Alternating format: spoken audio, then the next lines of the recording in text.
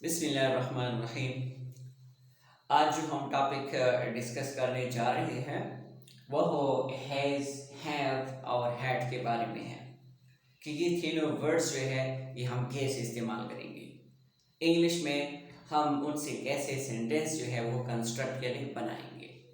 तो सबसे पहले ये बात ध्यान में रखिए कि हैज़ जो है ये आमतौर पर सिंगुलर के लिए इस्तेमाल होते हैं, वो सिंगुलर सेंटेंसेस के लिए इस्तेमाल होते हैं। मसलन हमारे साथ जब इंग्लिश सेंटेंस के स्टार्ट में ही, शी या इट आ जाए तो इन तीनों के साथ हम हैज लगाते हैं, एक फॉर्मूला।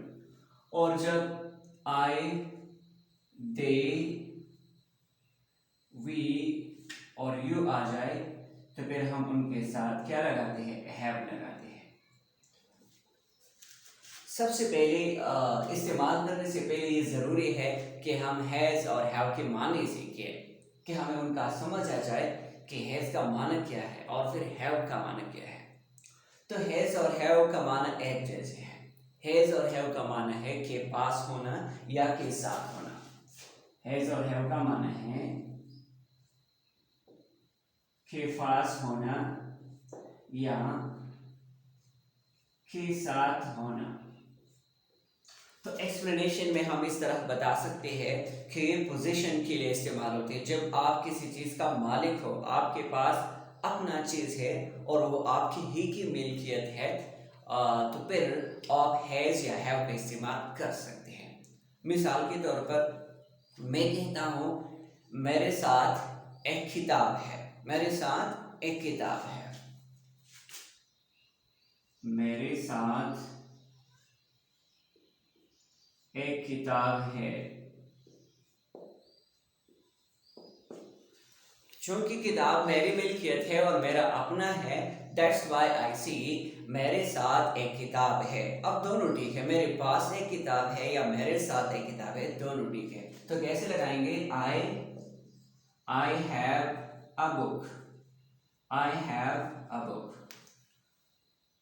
अब जो है आप किसी दूसरे के बारे में कहता है, अपने साथी के बारे में कहते हैं ना कि उसके पास एक किताब है, तो फिर आप क्या कहेंगे उसके बारे में, आप कहते हैं उसके पास एक किताब है। तो फिर कैसे कहेंगे उसके पास एक किताब है, ही हैज अ बुक, उसके पास एक किताब है। तो लिहाजा अब इसमें ये ज़रा ख्याल रखना कि अगर आप मेल के बारे में कहते तो उसके पास एक किताब है, फीमेल के बारे में कहते उसके पास एक किताब है, तो फिर ही शी में चेंज होगा, उसके पास एक किताब है, शी हैज़ अ बुक। अब प्लूरल के बारे में बात करते हैं, यानी ज़्यादा है, उसके पास किताबें हैं, बहुत ज़्यादा है, या फिर आप उनके पास कहते, क्योंकि जमा के लिए फिर हम उनका इस्तेमाल करते हैं, उनके पास किताबें हैं। तो फिर हम क्या लगाएंगे, हमें लगाएंगे they have books, they have books. मेरे पास एक कलम है, आई हैव अ पेन, आपके पास एक कलम है, आपके पास, तो आपके लिए हम यू का इस्तेमाल करते हैं, आपके पास एक कलम है। कैसे कहेंगे, you have a pen, you have a pen, मेरे पास एक कलम है, आई हैव अ पेन। तो सबसे पहले ही के बारे में एग्जांपल पेश करता हूँ, उसके पास एक किताब है, he has a pen, he has a book, sorry, उसके पास एक किताब है, शी हैज अ बुक, या उनके पास एक किताब है, they have a book. Aslam के पास एक किताब है, असलम हैज अ बुक। हमारे पास एक किताब है, हमारे के लिए वी, हमारे पास एक किताब है, वी हैव अ बुक। आपके पास एक किताब है, यू हैव अ बुक। तुम्हारे पास एक किताब है, you have a book. Aslam और अकरम के पास एक किताब है, Aslam and Akram have a book. तो सिंगुलर है, हैज लगाओ, प्लूरल है तो हैव लगाओ। ओके, ये तो प्रेजेंट टेंस के बारे में है। हम प्रेजेंट में बात करते हैं, हमारे पास एक चीज़ मौजूद है तो हम हैज या हैव लगाएंगे। लेकिन ये फ़र्क जहन में रखना, कि फार्मूला जहन में रखना माइंड में, फिर ऑटोमेटिकली आपको ये समझ में आएगा कि ही शी इट जब आ जाए सेंटेंस के स्टार्ट में तो हम हैज़ लगाएंगे, और जब हम इस तरह सेंटेंसेस बनाते हैं। लेकिन दे वी यू आई आ जाए तो फिर हम उनके साथ क्या लगाते हैं, फिर हम उनके साथ हैव लगाते हैं। और अब यहाँ भी एक और बात बहुत ज़्यादा ज़रूरी है, वो ये है कि जब आप आई के बारे में बात करते हैं तो आई के साथ भी हम हैव लगाते हैं। ऐसा ना हो कि आप इसमें कंफ्यूज रह जाएं कि आई तो हमारे साथ सिंगुलर है। बस ये ग्रामेटिकल रूल्स है कि कभी हम सिंगुलर के साथ भी क्या लगाते हैं, हैव लगाते हैं ग्रामर के लिहाज से। तो लिहाजा ये आई ही शी इट ये उनके साथ नहीं है, आई अलहदा ही शी के साथ। आई जो है इसका कनेक्शन दे वी यू के साथ है। तो बहरहाल सेम फार्मूला ये है, सिंपल फार्मूला कि शेप के साथ हम हैज लगाएंगे और दे वी यू आई के साथ हम हैव लगाएंगे। अब हम आती है हैड के इस्तेमाल को।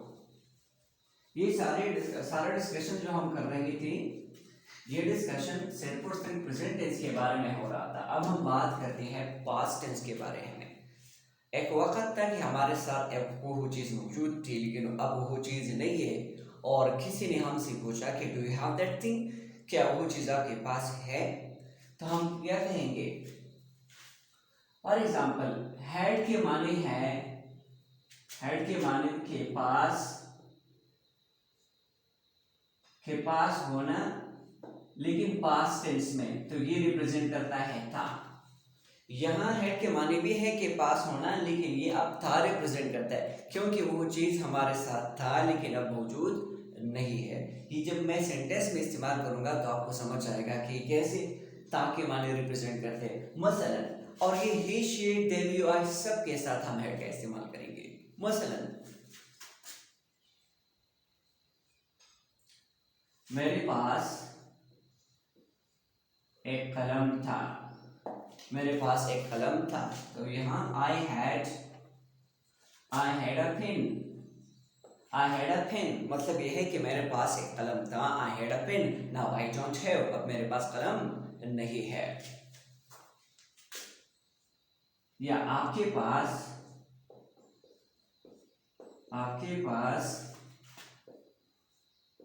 एक बकरी थी। For example you had a goat, आपके पास एक बकरी थी। यू हैड अ गोट, आपके पास एक किताब थी। यू हैड अ बुक, मेरे पास एक किताब था। आई हैड अ बुक, आपके पास एक किताब थी। You had a book, Aslam के पास एक किताब थी। Aslam had a book. Okay. या मेरे पास एक कुर्सी थी। आई हैड अ चेयर, आपके पास एक कुर्सी थी। You had a chair. पर सबके साथ हम हैड लगाएंगे। लेकिन यहाँ एक बात बहुत ज़्यादा बहुत ज़रूरी है, और वो ये है कि आपको वाज और हेड में फ़र्क करना होगा। वाज के माने भी है था और हेड के माने भी है था, दोनों में क्या फ़र्क है।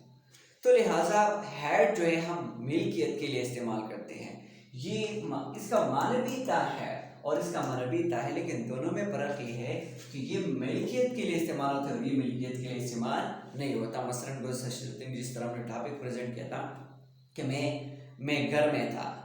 आई वॉज एट होम, मैं घर में था। आई वॉज एट होम, हम घर में थे। We were at home.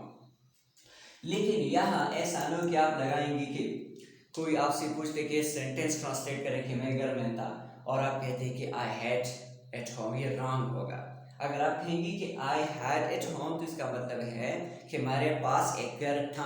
I had at home का मतलब है मेरे पास एक घर था। लेकिन अगर आपने कहा कि आई वाज एट होम तो मैं घर में था, तो यहाँ बहुत ज़्यादा ख्याल रखना होगा। या आप कहते हैं कि मसलन हम वहाँ मौजूद थे, तो हम कहेंगे कि वी वर देयर। लेकिन अगर आप कहेंगे कि वी हैड देयर तो फिर ये सेंटेंस क्या होगा, फिर ये इनकरेक्ट होगा, ये सही नहीं होगा। तो यहाँ ज़रा ख्याल रखना है कि हैड जो है ये पोजीशन के लिए इस्तेमाल होते हैं पास्ट टेंस में। जब आपकी मिल्कियत में कोई चीज़ मौजूद थी तो आप वो उनके साथ हैड लगाएं। तो दिस इज टुडे टॉपिक।